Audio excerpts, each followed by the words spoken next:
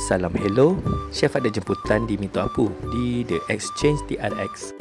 Jemputan ni daripada Chef Bobby Family and team. Katanya Wagyu Steakhouse yang terbaik ada di sini. Maklumlah chef hampir 6 bulan tak menyentuh daging. Bukan diet tapi untuk kesihatan chef. Hari ini menjadi pilihan kerana chef dah dibenarkan makan daging. Terus dia orang ajak chef makan Wagyu. Di sini semua daging Wagyu halal.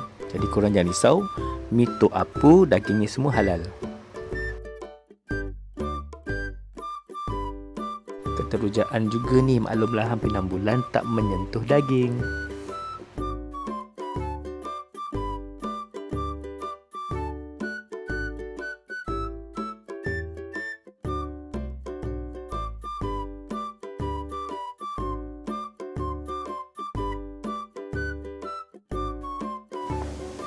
Nampaknya di sini table chef. Kiri kanan chef diapit oleh family chef. Di kiri dan kanan, terutama wife chef merangkap accountant, sister business solution chef, dan Mr. T merangkap bouncer dan penunjuk arah. Mr. T 18. Ketara perbezaan suasana di sini tak seperti kedai-kedai Jepun yang sebelum ni chef pergi. Bak kata restoran ni, Minto Apu kata, at our restaurant, we redefine luxury dining with our exquisite Wagyu offering crafted for discerning palates. Gitulah bunyi dia, lebih kurang lah. Hidangan-hidangan daging di sini maupun seafood semuanya luxury. Erti kata berkualiti tinggi, mewah dan mahal. Gitulah. Okey, saya difahamkan dia orang akan masakkan. Mantap. Kalau nak masak sendiri pun dia orang beri, tapi dia orang lebih prefer dia orang masakkan lah. Hidangan mula sampai dan pelbagai jenis Wagyu yang ada.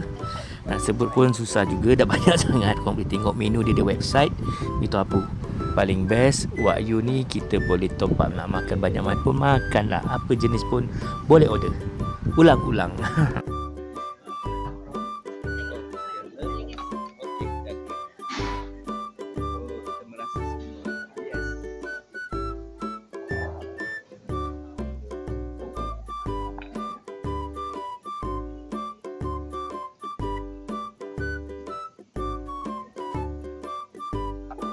Tiba masa memasak. Family chef recommend chef kena makan Wagyu hamburg. Sebab apa? Sebab dia kata semua dah ada dalam package yang dia orang pilih. Hero tak cerewet, kita on je.